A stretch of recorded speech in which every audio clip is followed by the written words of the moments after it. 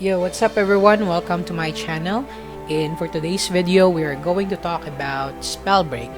This is a new multiplayer spellcasting game developed by Proletariate Inc. and published by Epic Games.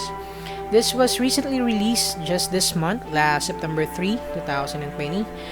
And we'll be talking about its gameplay, what you can expect from it, and also my early playthrough review when I started playing the game. So let's not waste any time and let's get right into it. Zombie apocalypse.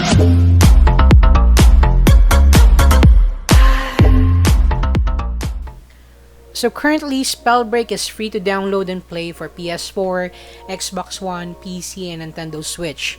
This game also supports crossplay, meaning to say you can play with other players who plays the game using other console. Currently, for PS4 owners, this is not yet available for Taiwan and Hong Kong region. I currently play on PC, but I tried getting it on my PS4 with my Hong Kong account, but it's not available on the PS Store. So what I did was I used my brother's Singaporean account, and that's where I found and downloaded the game. There is a little story that the game offers when the first time you play the game.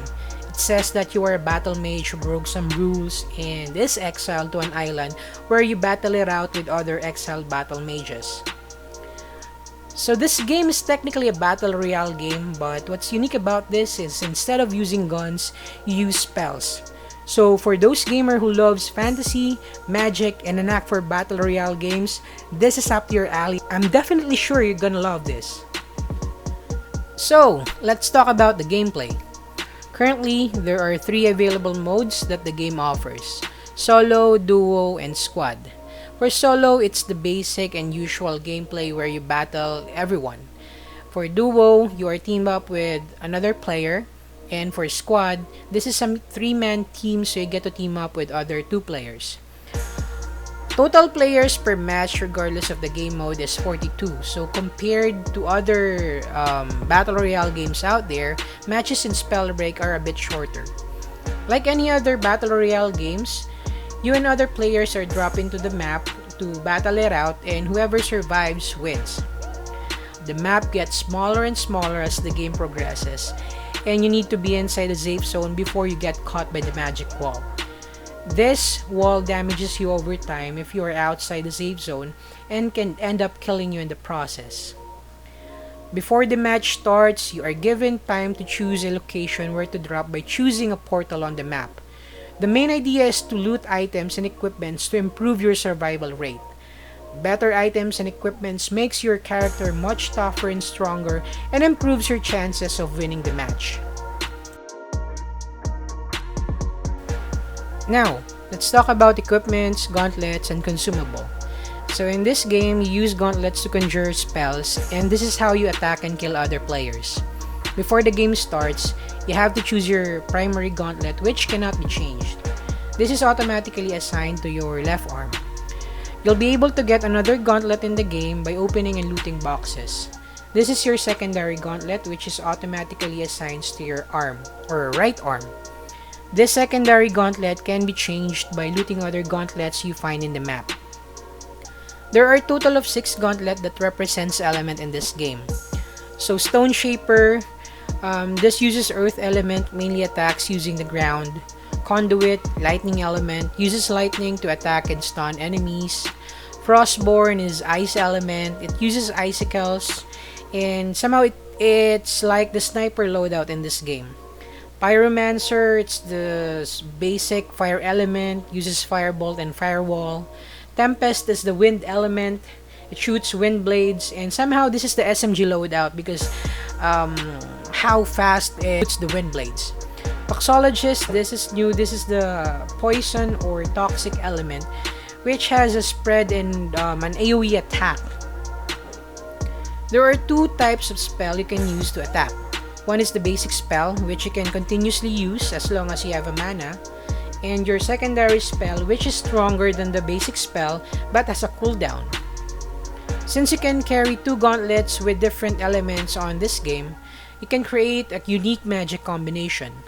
For example, When using the Toxologist and Conduit gauntlets, you can create a toxic lightning cloud that stuns and damages nearby enemy by using the Toxologist's secondary spell plus the Conduit's basic lightning bolt spell. Aside from the gauntlets, you also have talents. These talents are broken down into mind, body, and spirit, which are your passive skills. You can upgrade this talent up to level 3 while in the match by reading scrolls, which you can find by looting boxes. You also unlock other talents per category depending on the player level requirement. Now, the game also has what it calls runes, which you can call a lootable non-offensive skills. This skills varies from being invincible, flying, jumping, dashing, floating, or identifying your enemy location.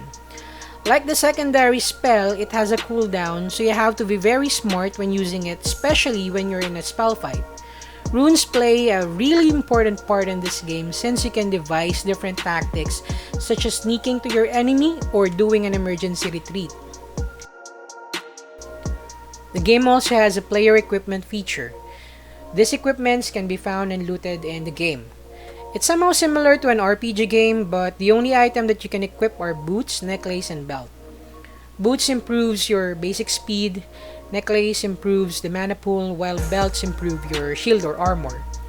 The game also has its consumables, which are potion and shields. There are two types of each consumables, big and small potions that you can use to restore the health, while big and small shield shards to restore your armor. This game also has item rarities, from the gauntlet you use to the equipments and runes that you can loot.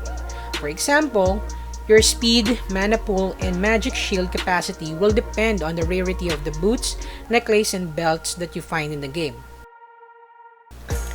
Now, let's talk about my review and personal opinion for this game.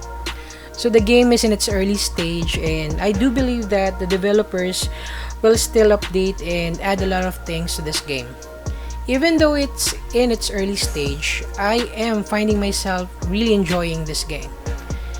Each match can be done in 15 to 20 minutes, which doesn't drag the game unnecessarily, which I really appreciate. I really like the idea of the runes and their usage. Personally, I always look for the flight rune since it's very versatile. You can just use it to escape from enemy pursuit or surprise an enemy by flying and dropping to their location and start casting those spell of yours. The movement and controls are very smooth. The graphic environment is very fantasy-esque. Although during a tight spell fight, I sometimes find myself disoriented and a little bit confused of what's happening on my screen. This is because of those big colorful explosion of magics and spell all jammed in front of me. I also noticed that the Stone Shaper archetype is kinda overpowered because of the abilities it offers the player. Honestly, when I started using this archetype, I find myself always winning or at least in the top 3 of most of my matches. Hopefully the developers tries to balance it out, because aside from this game is really beautiful, enjoyable, and astonishing. So Spellbreak is not a fast-paced game, but it's not also something draggy, which I really like. Based on my personal experience, some Battle Royale games can take up to 45 minutes to an hour, which is not my personal preference. Hope you find this video helpful. If you like this video, hit the like button and subscribe to my channel. You can also add me in the game. I'll leave my game ID in the description below. Thanks for watching and see you next time.